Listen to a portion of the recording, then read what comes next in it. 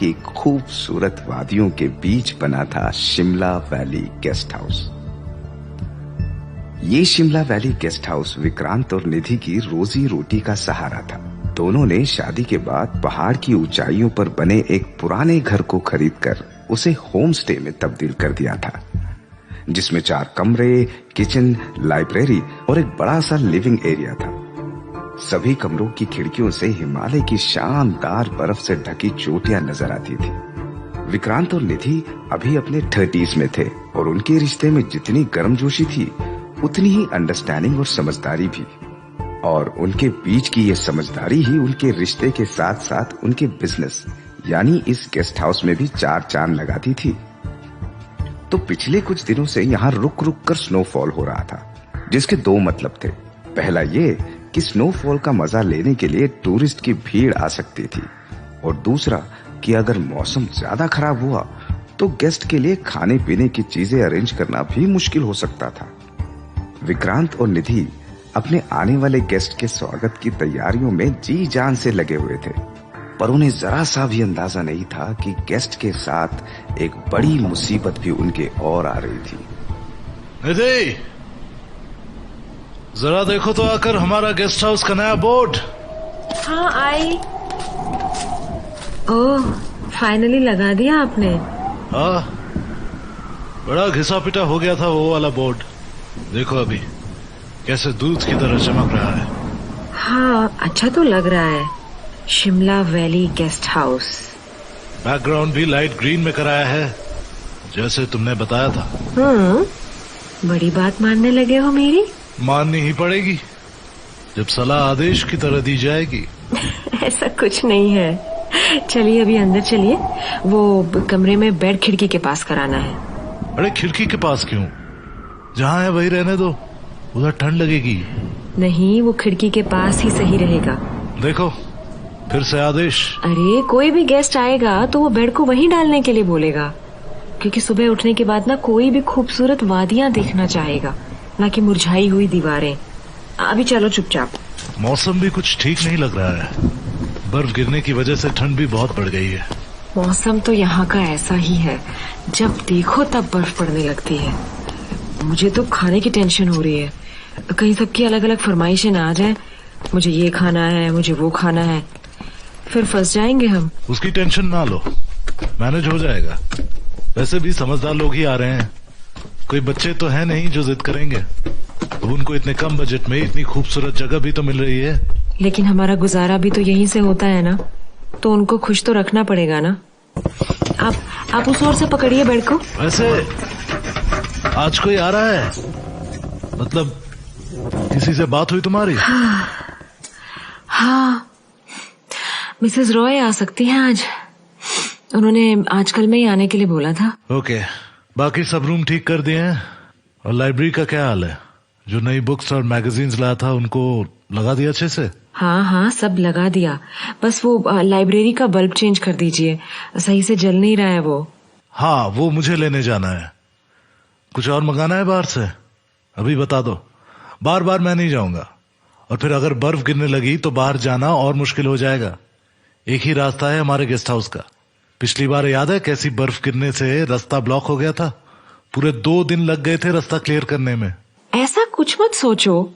और कितनी बार बोला है मैंने आपको, शुभ शुभ बोला करो। यहाँ गेस्ट के वेलकम की तैयारी कर रही हूँ मैं, और आप है कि रास्ता ब्लॉक होने की बात कर रहे हो। अरे मैं तो बस ऐसे ही बोल रहा था। तुम हर बात को ऐसे ही बोल देते हो। अच्छा, वो ब्रेड के कुछ और एक्स्ट्रा पैकेट ले आना, बाकी सब तो है। और वाइन भी तो लानी है, क्या पता कौन क्या मांग दे। वाइन शाइन की कोई जरूरत नहीं है, मैं अपने घर में किसी को ड्रिंक नहीं करने दूंगी। अरे ऐसे थोड़ी होता है, लोग यहाँ अपना कुछ अच्छा वक्त बिताने आते हैं तो उनकी डिमांड्स तो पूरी करनी पड़ेगी। अब क्या पता कौन क्या डिमांड रख दे। और शराब तो वैसे भी आम ही हो चुकी है।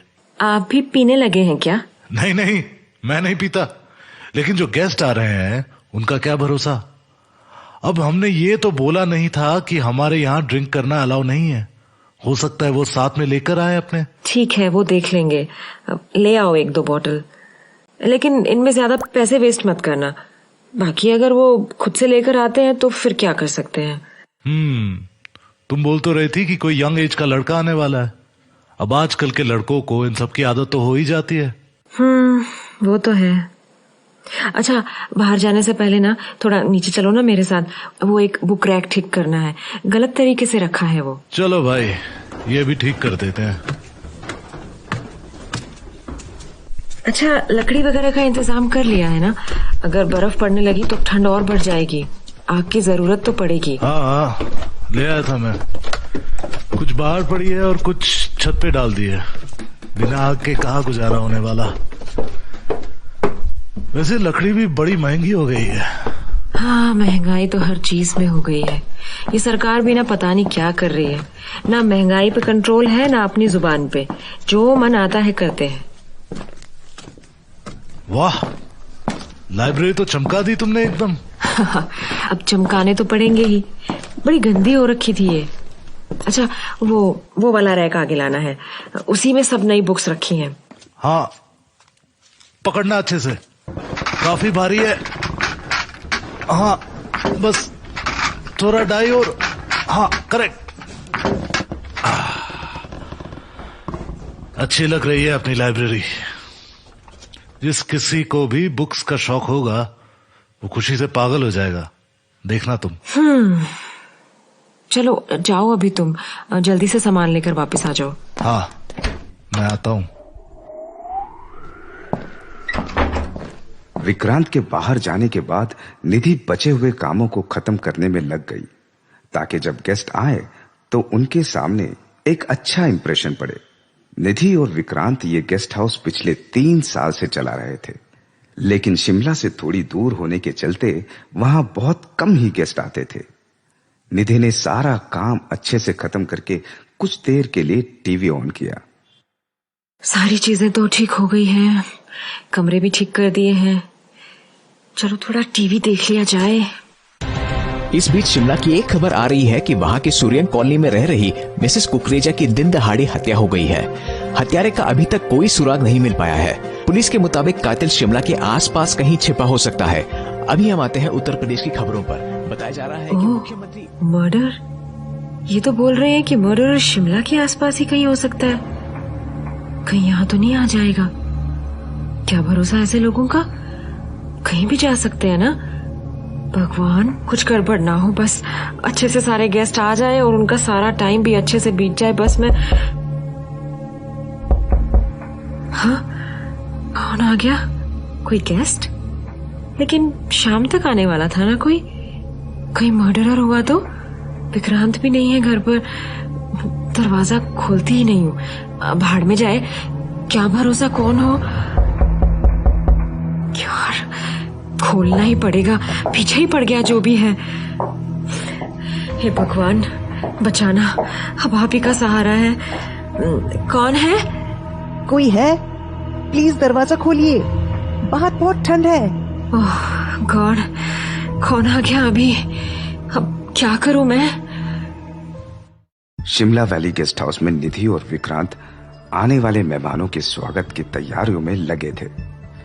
शिमला का मौसम अपने रंग बदल रहा था और ठंडी हवाओं के साथ बर्फबारी के भी आसार जताए जा रहे थे।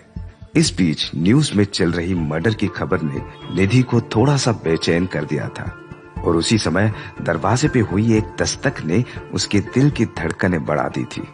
खैर, मेहमान के लिए दरवाजा तो खोलना ही था, इसलिए उसने थोड़ी हिम्मत जुटाई और दरवाजा खोलने के लिए आगे बढ़ी।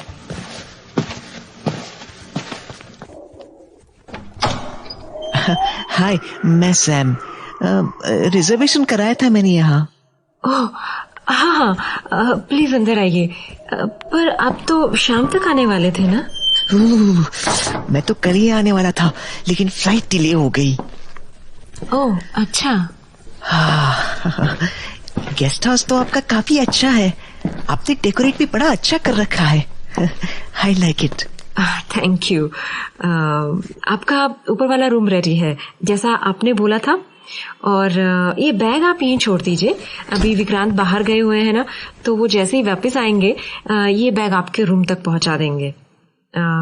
आप कुछ चाय कॉफी लेंगे? हाँ हाँ जी, बिल्कुल लेंगे। लेंगे नहीं बल्कि खुद बनाएंगे। मुझे कॉफी खुद की बनाई हुई पसंद आती है। बताइए किचन कहाँ है? बिल्कुल, आप इस साइड आइए। आप मैं आपको दिखाती हूँ। ये रहा किचन। आपका जब मन करे आप कॉफी बना सकते हैं। It's nice, very well arranged. Coffee क्या, यहाँ तो कुकिंग का भी बड़ा मजा आएगा। ओह, तो आपको कुकिंग भी पसंद है? पसंद? ये तो पैशन है मेरा।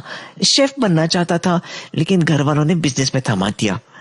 रॉयल फैमिली से जो ठहरा, ये सब काम कहाँ शोभा देता है रॉयल फैमिलीज को। कोई नहीं, आप कुकिंग का अपना शौक यहाँ पूरा कर सकते हैं। वैसे भी मेरे हाथ का खाना कुछ खास पसंद नहीं आने वाला आपको। ऐसा तो लगता नहीं मुझे। लगता है विक्रांत आ गए। ये लो, काफी सारा सामान खरीद लाया मैं। ये कौन? अरे ये सैम है, गेस्ट। वो ऊपर वाला कमरा दिया है ना इनको, आप इनका बैग पहुंचा दीजिए ना। यहाँ किचन में? अरे मुझे कुकिंग का काफी शौक है, तो मैंने सोचा पहले किचन देख लेता हूँ। आपने बताया था कि लाइब्रेरी भी है यहाँ? हाँ, रखिए एक छोटी सी, देख लीजिए एक बार। ये सीढ़ियों के नीचे डोर है, थोड़ा जोर से पुश करिएगा, टाइट हो गया है। और मैं आपका बैग ऊपर पहुंचा देता हूँ। मैं आपकी कॉफी भेजती हूँ। क्या कर रही हो तुम? ऐसे बाहरी इंसान के साथ क्यों इतना फ्रेंडली हो रही हो? आप कुछ भी सोचते हैं ना। अब उसको किचन देखना था, खुद बना के कॉफी पीनी थी, तो मैं क्या मना कर देती उसे? नहीं, जब तक विक्रांत नहीं आ जाते ना, आप बाहर ही रहिए। मैं क्या बोल रहा हूँ और तुम क्या मतलब निकाल रही हो? मेरा कहना कि ऐसे अनजान के साथ थोड़ा सतर्क रहने की जरूरत होती है। तुरंत भरोसा कर लेना ठीक नहीं होता है। क्या पता कहां से आया हो, क्या करके आया हो। जो डिटेल दी है उसने, क्या पता फर्जी ही हो। आप फिर नेगेटिव जोन में चले गए हैं। ऐसा भी तो हो सकता है कि वो एक अच्छा इंसान हो, और मुझे तो उसमें कोई गड़बड़ भी नहीं दिख रही है। सीधा साधा सा तो दिख रहा है बेचारा। लो, अब बेचारा भी बना दिया उसे। अरे हम दोनों ही रहते हैं इस वीरान इलाके में। पुलिस स्टेशन भी 10 किलोमीटर दूर है यहाँ से। ऐसे हर किसी पे भरोसा दिखाओगी तो मुश्किल में फंस जाएंगे हम। हमारा काम है उनको स्टे देना और जरूरत की चीजें, बस। उनसे दोस्ती करना हमारा काम नहीं है। ठीक है बाबा, काम डाउन। मैं ध्यान रखूंगी। अभी आप उसको जरा रूम वगैरह दिखा दीजिए, और बता भी देना कि रात में विंडो बंद करके रखे, नहीं तो ठंड लग जाएगी। हाँ, मैं देखता हूँ। कोई लेडी भी आने वाली है ना आज? क्या नाम बताया था? मिसेस रॉय। हाँ, मिसेस रॉय। काफी पूछताछ कर रही थी कॉल पे। आई होप उनको ये सब अच्छा लगे। कौन सा रूम दिया उनको वैसे? नीचे का ही बोला था उन्होंने, तो वही पीछे वाला दिया है। उसकी विंडो काफी बड़ी है ना, उनको अच्छा लगेगा। ओके, कॉफी बना दो उसके लिए, और मेरे लिए चाय प्लीज। हाँ, बनाती हूँ मैं। अच्छा सुनिए। क्या हुआ? मैं एक बात तो आपको बताना ही भूल गई। अभी न्यूज में दिखा रहे थे कि शिमला में एक मर्डर हुआ है, और हत्यारे को पुलिस अभी तक नहीं पकड़ पाई है। वो न्यूज वाले बोल रहे थे कि हत्यारा शिमला के आसपास ही किसी लोकेशन पे छिपा हो सकता है। अब फिजूल में ये सब डर मत पालो। हत्या, लूट, ये सब अब तो आम बात हो गई है। डोंट वरी, हमारा मर्डर करने कोई नहीं आने वाला। मैं सैम से मिलकर आता हूं। तो विक्रांत सैम को उसका कमरा और अपने यहाँ की फैसिलिटीज दिखाने लगा, जबकि निधि किचन में बिजी हो गई। कुछ ही देर में दरवाजे पर नॉक हुआ और गेस्ट हाउस में मिसेस रॉय की एंट्री हुई। मिसेस रॉय बड़ी सोफिस्टिकेटेड लेडी थी, जो कि दिल्ली से शिमला कुछ समय खुद के साथ बिताने आई थी। अपने हस्बैंड की डेथ के बाद उन्होंने बची हुई जिंदगी अकेले ही जीने का फैसला किया था। ओह गॉड, मौसम तो बड़ा खराब हो रखा है यहाँ का। ऊपर से बर्फ भी पड़ने लगी है। जी, यहाँ का मौसम ऐसा ही है। ये बैग यही छोड़ दीजिए, मैं रूम तक पहुंचा दूंगा। फ्लाइट कैसी रही आपकी? ठीक ही थी फ्लाइट तो। प्रॉब्लम तो एयरपोर्ट से यहाँ तक पहुंचने में हुई। कोई गाड़ी वाला आने को ही तैयार नहीं था। बड़ी मुश्किल से एक राजी हुआ।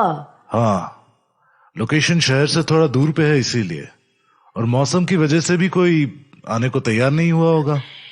वो सब तो ठीक है, पर ये गेस्ट हाउस काफी पुराना लग रहा है। फोटो में तो बड़ा सुंदर दिख रहा था।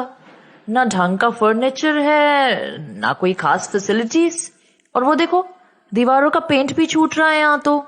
जी, फोटो मैंने केवल बाहर की डाली थी और फैसिलिटीज तो मैंने सारी लिखी हुई हैं जो भी अवेलेबल है।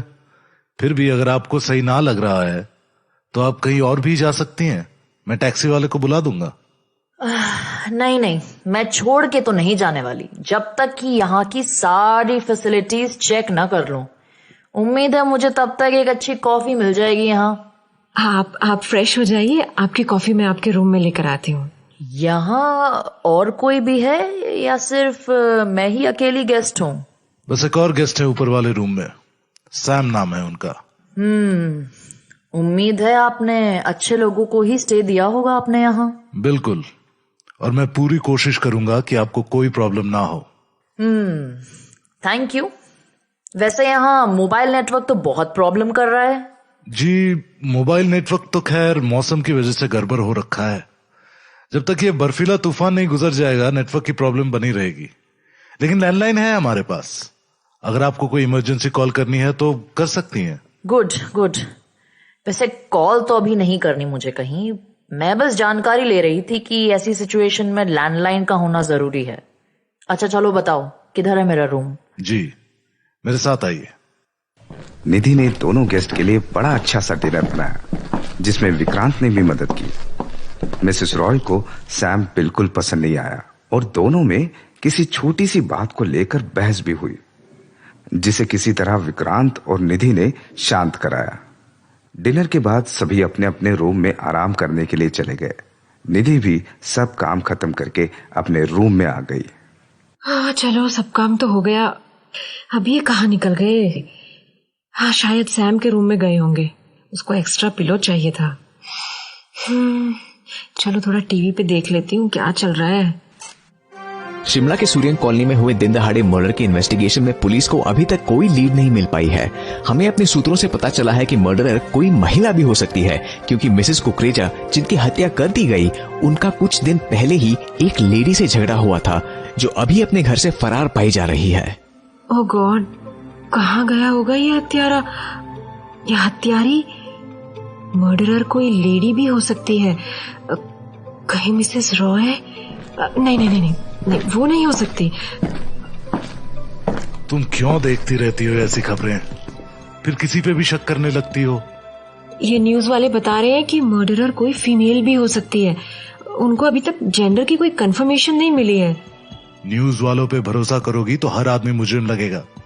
इनका काम ही यही है, न्यूज को ऐसा पेश करो जैसे ये सब आपके पड़ोस में ही हुआ हो। डोर अच्छे से लॉक किया है ना आपने? हाँ, डोंट वरी, सो जाओ आराम से। बर्फ बहुत गिर रही है, मुझे लगता है ऐसे ही रहा तो रास्ता ब्लॉक हो जाएगा बर्फ से। ओह अच्छा। मिसेस रॉय की तो सैम से अभी से लड़ाई चालू हो गई है। मुझे नहीं लगता ये ज्यादा दिन तक रह पाएंगी यहाँ। देखते हैं, ट्राई करना कि इनका सामना कम से कम हो। मुझे लगता है सैम का फ्लर्टी नेचर अच्छा नहीं लगा उन्हें। वो तो आपको भी अच्छा नहीं लगता था। नहीं, मैं तो बस सावधान रहने को बोल रहा था। झूठ मत बोलिए, जलन हो रही थी ना आपको? ओह, इतनी रात को कौन आ गया? अभी मत खोलिएगा, पता नहीं कौन होगा। कहीं वो हत्यारा हुआ तो? तुम पहले इतना डरना बंद करो।